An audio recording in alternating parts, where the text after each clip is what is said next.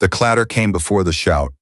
Duggan's boot, catching the edge of her rifle case and sending it skating across the armory floor, cleaning rods and brass brushes, scattering like something had been gutted open. "Careful," he said, not even glancing down. "Wouldn't want you to lose your sewing kit." Rourke didn't move for a second. She watched her kit, 3 hours of organizing, every pouch labeled, every tool in its slot, spread out across concrete stained black with decades of gun oil, and she made herself breathe once before she crouched to gather it back up. Nobody offered to help. Wexler laughed first, that short bark that men do when they want credit for finding something funny before anyone else does. And then the rest of them followed, the sound bouncing off the corrugated roof until it filled the whole building. Fenwick didn't laugh, but he didn't stop it either. He just watched, arms crossed. The way you watch whether you've decided isn't your problem. Odette Rourke had walked into the Fort Callahan advanced marksmanship course that morning, standing 5'3" in her boots, carrying a kit bag that weighed almost as much as she did, and a face that had been trained, deliberately, over years, to give away nothing. It wasn't hard for her to keep that face on. What was hard was doing it while a room full of grown men decided, within 4 minutes of meeting her, that she didn't belong in it. Staff Sergeant Colton Duggan led the squad they called the Undertakers. 5 men with combat patches and the specific swagger that comes from having survived things ordinary people are protected from. He was built like something off a recruiting poster, and he knew it. And he'd been telling people he was exceptional since the day he enlisted, which meant he'd started believing it somewhere around year 3. "You're lost," he told her, in that fake polite tone that manages to be worse than a direct insult. "Admin's in the next building. I'm exactly where I need to be," she said, setting her bag down slow, unhurried, the way you handle something you refuse to let anyone see you rush. "I'm in the qualification course." "This is advanced sniper quals," Wexler said, like she hadn't heard him the first time, like repetition might make her understand her mistake. He had a scar running from his eyebrow into his hairline, and the kind of confidence that comes from having outlived worse men than himself. "I know what it is." "Spine," Duggan said, half to his squad, half to himself, and it wasn't a compliment. "Won't matter past 300 meters. He stepped back, gave her room. The way a man gives room to something he's decided isn't worth the effort of blocking. "Tell you what, first shooter competition. You and me, 500 meters, tightest group wins. You lose, you carry my water on every ruck for the rest of the course. And if I win," that got a laugh out of Wexler, the kind that says the question itself was the joke. Duggan just smiled. "Sure. If you win, I'll carry yours." It was a bad bet dressed up as a fair one. Extra water meant extra weight, meant slower, pace meant worse scores on everything downstream. He wasn't betting a canteen, he was betting to break her before the course had properly started. "Deal," she said. The range stretched out flat and pale under a sky already going white with heat. 27 candidates lined along the 500-meter firing point. Before 8 in the morning, the air thick enough to chew. Rourke took Station 7. Duggan claimed 6, right beside her, close enough that his voice could reach her without carrying. "Try not to flinch when the big rifle goes off," he said, loud enough for the range staff to hear it as friendly ribbing. She said nothing. She'd zeroed her rifle before anyone else was awake, working in the dark by headlamp while the barracks slept, because she'd learned a long time ago that showing your prep to people who want you to fail only gives them something new to laugh at. Master Sergeant Halverson, a block of a man with a face like weathered fence post, walked the line checking positions, stopped at her station, studied her setup for a long 3 seconds, grunted something that might have been approval, and moved on without comment. That was the whole review. It was more than most of them got. 5 rounds, prone supported, Halverson called out, 20-inch circle at 500 meters. 3 of 5 to qualify. Anybody who can't manage that might want to reconsider their career. The line fired in sequence, the flat crack of 7.62 rolling down the range and back. Duggan went first among his squad, and he was good. She watched through her own scope, tracking his hits instead of setting up her own shot yet, because you learn more from a good shooter's rhythm than you do from a bad one's mistakes. 5 rounds, 5 hits, a group tight enough to cover with a playing card. Whatever else he wasn't a fraud. He had the skill to back the arrogance, and that made him more dangerous, not less. Then it was her turn. She'd learned to shoot from a woman who never talked about where she'd learned it. On a farm outside a town too small to have its own post office, using a rifle that had been old before Rourke was born. Breath control wasn't something she thought about anymore. It was something her body did the way it digested food. She settled into position, felt the rifle become an extension of her spine, and fired. 5 rounds, 5 hits, all inside a circle you could have covered with your palm. The range went quiet in a specific way, not silence, but the kind of quiet that happens when a room recalculates something it thought it already knew. The spotting scope operator, a young corporal who hadn't said a word to her all morning, called the group without inflection. Like, he didn't want to be the one to make it a bigger deal than it already was. Tighter than Station 6, he said, and then because someone apparently had to say it out loud, groups inside 4 centimeters. Duggan didn't say anything. He picked up his canteen, walked over, and set it down beside her gear without meeting her eyes. It wasn't an apology. It wasn't even close to one. But it was the first thing he'd done all day that wasn't designed to make her smaller. It didn't last. 2 days into the course, the training rotated into small unit reconnaissance.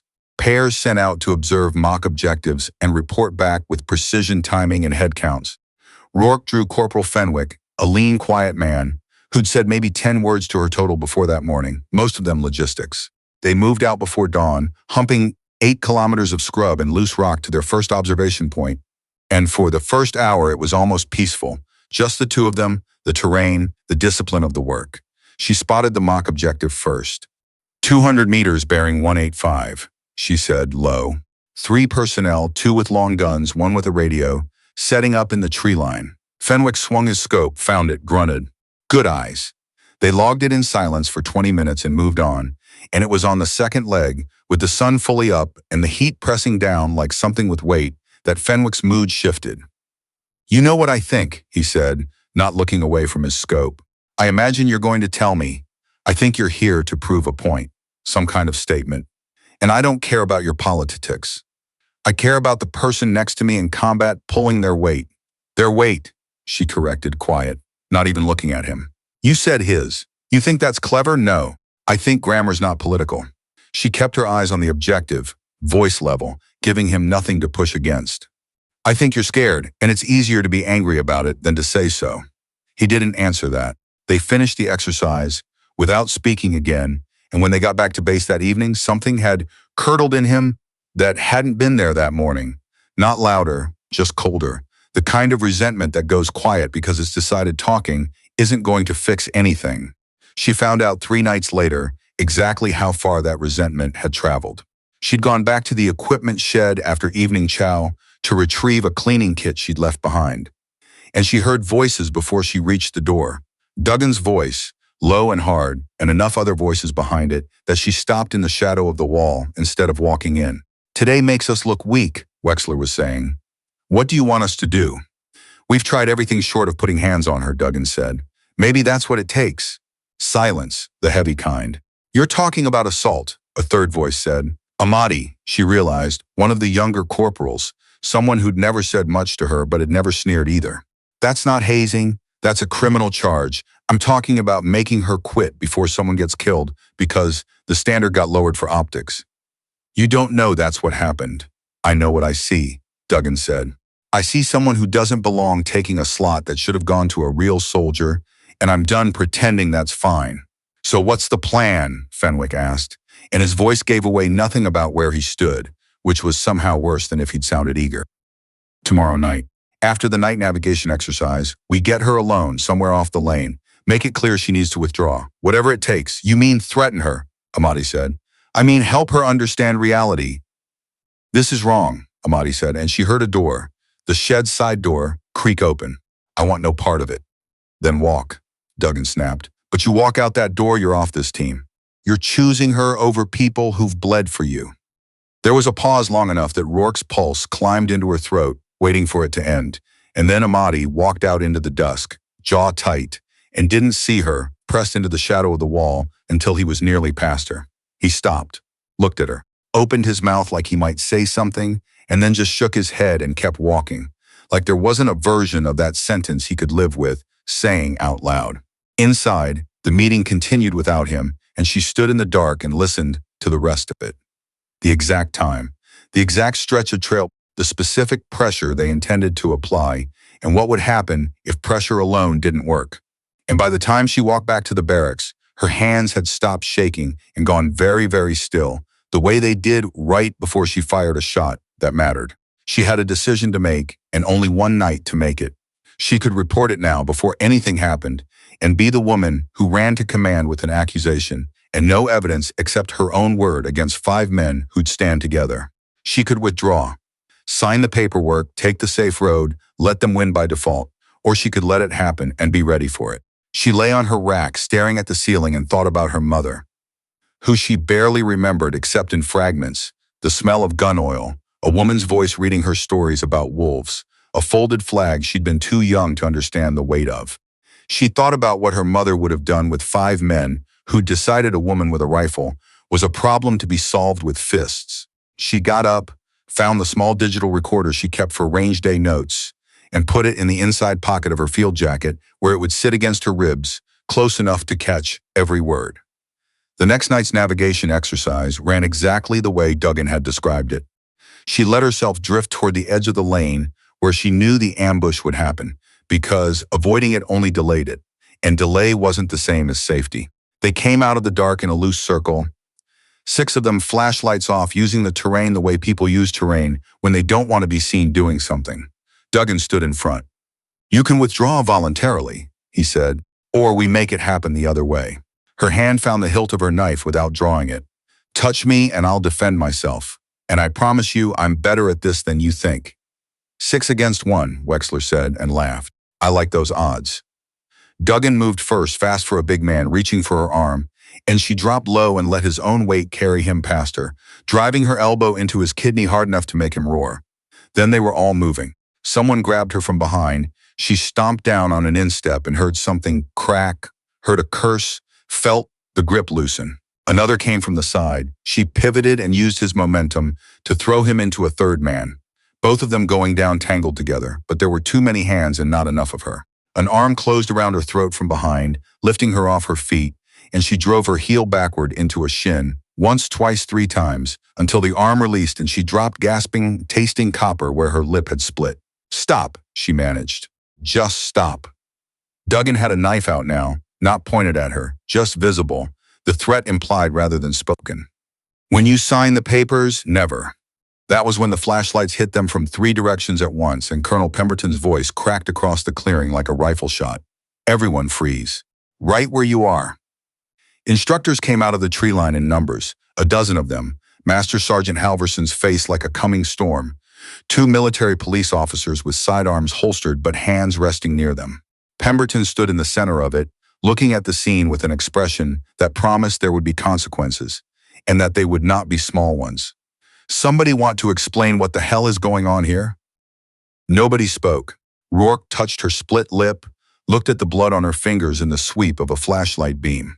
"Rourke, you hurt?" "Nothing serious, sir." "You need of evidence, sir." "Recorded prior to the physical part of this. I was warned this was coming, and I took precautions." Pemberton's eyebrows lifted. "You recorded them planning this?" "Yes, sir." She reached into her jacket, hands steadier now than they had any right to be, and held out the small recorder. Corporal Amati can also confirm the timeline. He walked out of the planning meeting before it finished. Duggan started to say something. "Sir, this was just." And Pemberton cut him off without even turning his head. "Shut your mouth, Duggan. I don't want to hear your voice tonight."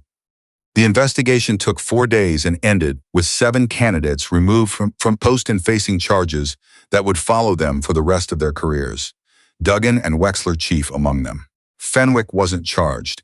His involvement in the meeting hadn't crossed into the planning of violence, only the failure to stop it, but something in him had changed anyway. He found her 3 days later at the mess hall, sat down across from her without asking, and said, "I was wrong about what you were proving. You weren't proving anything. You were just doing the job." It wasn't an apology exactly. It was as close as a man like Fenwick could get to one, and she took it as such. The remainder of the course ran differently after that. She and Amati ended up paired for the rest of the field exercises, and they worked well together, better than well, the kind of partnership where you stop having to explain yourself to the other person because they've already caught up to your thinking. Their success seemed to loosen something in the rest of the group. The hostility didn't disappear, but it thinned out, replaced by something that looked, grudgingly, like respect. The night before graduation, Colonel Pemberton called her to his office one last time. She stood at ease in front of his desk, waiting, unsure what this was about since the paperwork on the investigation had closed days ago. "You did it," he said simply. "Survived everything they threw at you, and you're graduating with honors. How does that feel?" "Surreal, sir. Doesn't feel real yet. It will tomorrow, when they pin that tab on your uniform." He opened a drawer and set a small wooden box on the desk between them. "Your mother's personal effects. I kept a few things after she died in case anyone came looking someday to return them to. Nobody ever did. Until now." Her hands weren't steady when she opened the box, not this time. Inside was a photograph, edges soft with age, of a woman in full field kit standing in front of a desert sunset, rifle slung, looking like nothing in the world could touch her. There was a notebook, field notes in handwriting so similar to Rourke's own that it startled her, and a single brass casing, polished until it caught the light. "That casing's from her 247th confirmed shot," Pemberton said quietly. "She called herself Widowmaker on the radio, back when radio still mattered more than satellites. She kept that casing in her kit the whole time I served with her. Said it reminded her what it cost to be the best at this." Rourke held it, felt its small, absurd weight in her palm, and something in her chest that had been held tight for years came loose all at once. Not a break, more like pressure finally finding a way out. The tears came hot and fast, and she didn't try to stop them. "I barely remember her," she whispered. "I miss her anyway, every day." "She talked about you constantly," Pemberton said. "Said you were going to grow up in a world safer than the one she fought for. Said her daughter wouldn't have to fight the same battles." He paused. "She was wrong about that part. But she'd be so damn proud of how you fought them anyway." She cried for a long time, for a mother she'd never really known, for herself, for every version of this fight that had happened to other women before her and would happen again to others after. And when it finally passed, what was left behind wasn't grief anymore. It was something harder and quieter, settled into place like a stock against a shoulder. The graduation ceremony the next morning was simple and short. 20 candidates stood in formation out of the 27 who'd started.